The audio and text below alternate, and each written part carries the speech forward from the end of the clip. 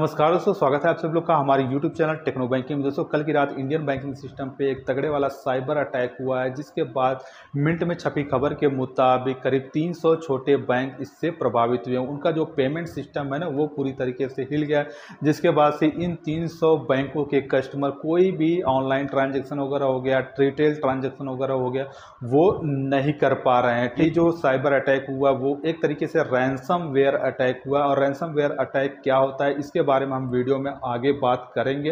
हालांकि ransomware attack के बारे में एक वीडियो हमने बहुत पहले बनाया हुआ था, जिसको यूट्यूब ने साइबर बुलिंग प्राइवेसी पॉलिसी के तहत डिलीट कर दिया था। तो आप लोगों की गुजारिश है भाई, वीडियो को थोड़ा सा लाइक एंड शेयर कर दिया करो, क्योंकि यूट्यूब की नज़र तो वैसे भी पड़ी रहती है। कोई सही वीडियो होता है तब भी डिलीट कर देता है, रॉन्ग वीडियो तो वैसे भी चलती रहती है, आप लोग देखते ही हो ना।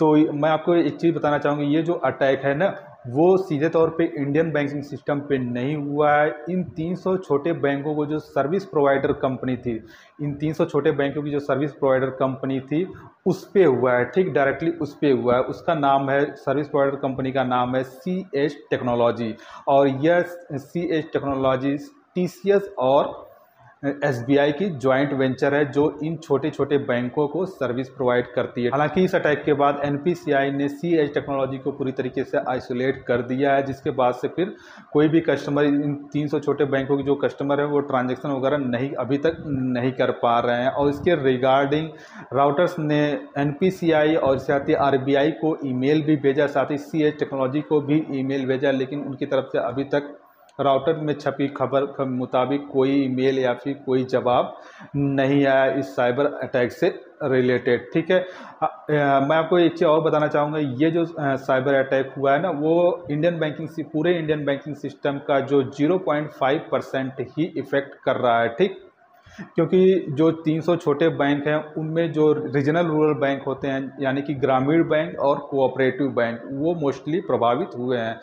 तो आइसोलेट इस वजह से किया गया है CS टेक्नोलॉजी के, क्योंकि हो सकता है कि आज ये CS टेक्नोलॉजी पे इतना बड़ा अटैक हुआ है, कल को इससे जो बड़े बैंक हैं वो भी प्रभावित हो सकते हैं। तो अभी तक आइसोलेट किया जा रहा है, फिर आगे की क्या न्यूज़ होती है वो मैं आपको जैसे कोई न्यूज़ आती है वो बताता हूँ। ठीक है, अब आपको बताते हैं कि ये रैंसमवेयर अटैक होता क्या। देखिए, बेसिकली रैंसमवेयर अटैक में एक तरीके का प्रोग्राम आपके कंप्यूटर, मोबाइल वगैरह में, लैपटॉप वगैरह में शिफ्ट कर दिया जाता है। ठीक, वो इंटरनेट के द्वारा ही आता है, और जैसे वो प्रोग्राम आपके कंप्यूटर, लैपटॉप, मोबाइल में शिफ्ट हो जाता है, प्रोग्रामिंग इंस्टॉल हो जाती है, उसके बाद फिर आपके लैपटॉप, मोबाइल, कंप्यूटर में जितनी भी डाटा होता है ना, जो भी डाटा होता है, वो सब के सब लॉक हो जाता है। ठीक, उसको आप लोग ऑपरेट कर ही नहीं सकते। जो भी ऑनलाइन या फिर ऑफलाइन डाटा होता है, वो सब के सब लॉक हो जाता है। वो सब जितना डाटा होता है वो उनके अंडर में आ जाता है, और उसको अनलॉक करने के लिए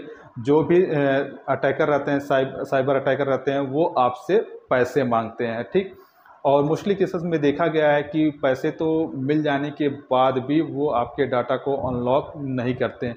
और भाई, जो सबसे पहला रैंसमवेयर अटैक हुआ था, वो मेरे ही लैपटॉप पे हुआ था, आज के करीब 2013-14 समथिंग में ये रैंसमवेयर अटैक मेरे लैपटॉप पे हुआ था। और जिसके बाद से मेरे जितने भी लैपटॉप में डाटा था ना, मैं उसको यूज ही नहीं कर पा रहा था। ठीक, वो ओपन ही नहीं हो रहा था, केवल क्रोम ओपन हो रहा था, और जैसे ही क्रोम ओपन कर रहे थे, तुरंत के तुरंत वो रैंसमवेयर वाला वो एक फ्लैश मैसेज आ रहा था, और उस फ्लैश मैसेज पे मुझसे डॉलर की डिमांड की जा रही थी। ठीक, हालांकि डाटा मेरे लिए इम्पोर्टेंट तो था, लेकिन उतना इम्पोर्टेंट नहीं था जितना डॉलर हम मुझसे डिमांड किया जा रहा था। सो दैट्स वाई हमने कई सारे लखनऊ में नाजा मार्केट में दिखाया, तो उन्होंने बोला जाने दीजिए, हो सकता है कि आप पैसे दो तो वापस भी ना आए, क्योंकि ये जो ट्रांजैक्शन होता है वो अनऑथराइज तरीके से होता है। तो वहाँ पे कोई रिकॉर्ड नहीं होता आपके ट्रांजैक्शन का। अगर आप लोग ट्रांजैक्शन कर भी देते हो, तो फिर